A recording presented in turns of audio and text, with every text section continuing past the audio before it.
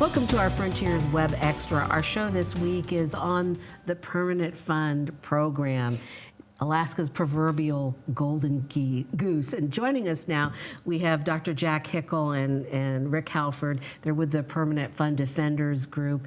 You know, the golden goose, do you feel like all this fighting we have about whether we have bigger dividends or smaller dividends could ultimately lead to killing the golden goose? If we lose the connection between the dividend and the fund itself, then the fund's investment principles will be at stake, and the ways that you can diminish the fund by not inflation proofing it and so forth will be in danger. I mean, the permanent fund is, as its name says, it's supposed to be permanent. People are going to have to be educating groups of 20 and 30 kids on the Kobuk River or wherever 40, 50, 70, 100 years from now, and they're not going to have the oil resource we have today. Unless we can pass some of that forward, we are cheating all future generations of Alaskans. We are so fortunate to have what we have, and we're spending 9/10 of the wealth of a one-time resource. Let's at least pass on the permanence of the fund. Well, what about a reduced dividend and pump more of it back into the fund?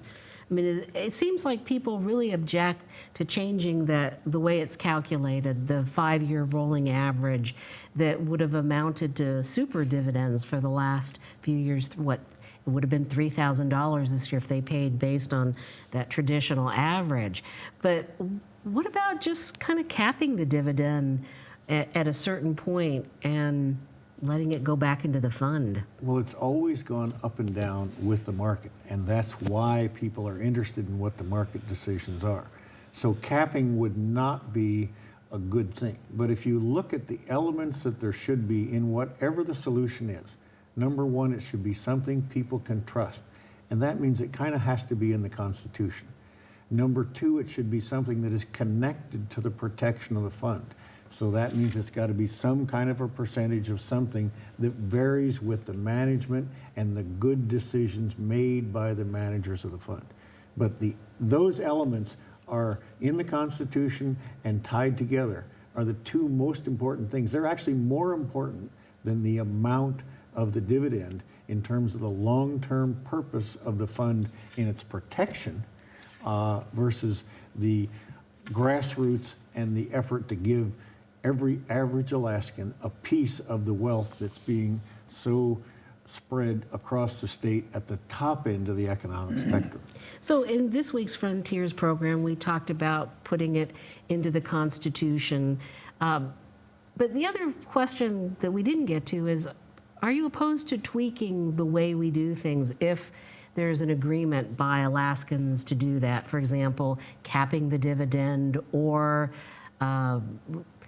redesigning, how we calculate the dividend. If there were a grand agreement crafted, a certain percentage for government, if people approve that, would you support that? I think people would approve something if it were in the Constitution and they felt that they were getting a stronger guarantee in return for some kind of change with regard to the state. But the question has to go to them. And the avenue to do that is to make it somehow constitutional. It can be simple constitutional language. It doesn't have to be a 4-page formula, but it needs to be something that's trusted. I think the real problem is the general trust with regard to what's going on today is at a kind of a low level. Well, and as time goes on, people have less of a connection with how the permanent fund was designed, because they kind of focus on the dividend. Yeah. And that's probably natural. But, what would you like to see if you could make things happen the way you want, be general manager of the universe? What would you like to see happen? Well, I think to address one of your points there, I think it's important that we educate all Alaskans. Every generation needs to be educated anew in high school. What is the commonly owned resources? What does that mean? What is the permanent fund and the dividend? Those people that move up here or that are in first grade now, they're not going to understand a thing about the permanent fund. and the dividend if we don't educate them about that. The generation that understands it is this generation here. The new generation may not. So number one, we need to educate all high school students on this and keep promoting the purpose of that. The other thing I'd like to say is, you mentioned super dividends.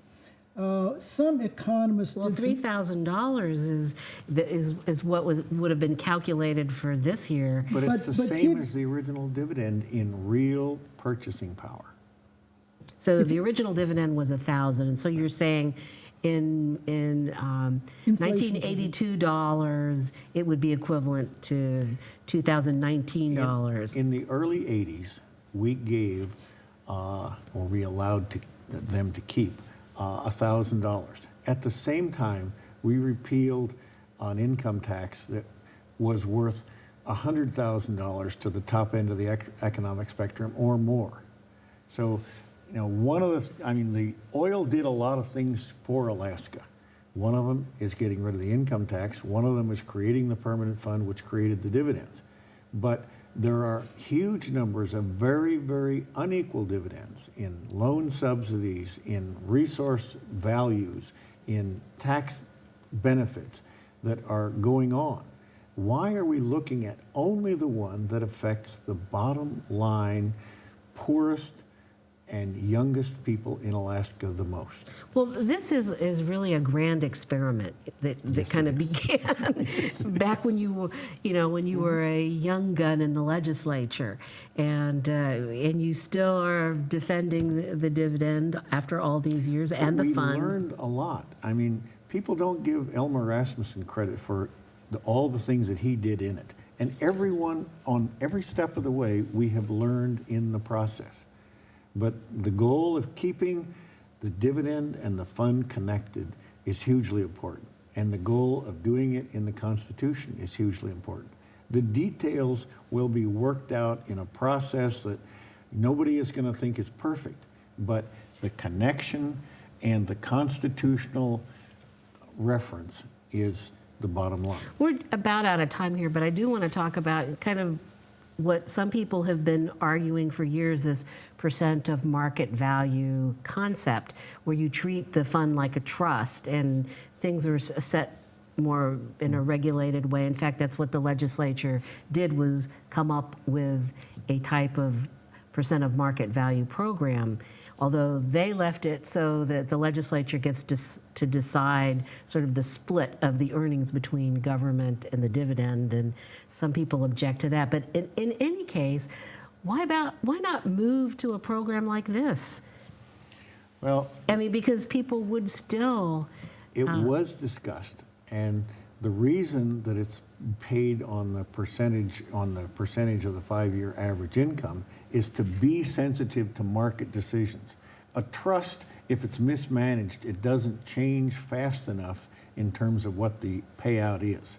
So when you go to a trust that's a percent of market value trust, your dividend doesn't vary with the management of the fund, with bad decisions or good decisions, nearly in the way that it would. In the long term, you can lose your dividend by destroying the principal of the fund. But the reason it's the way it is was to maintain the connection to the management of the fund.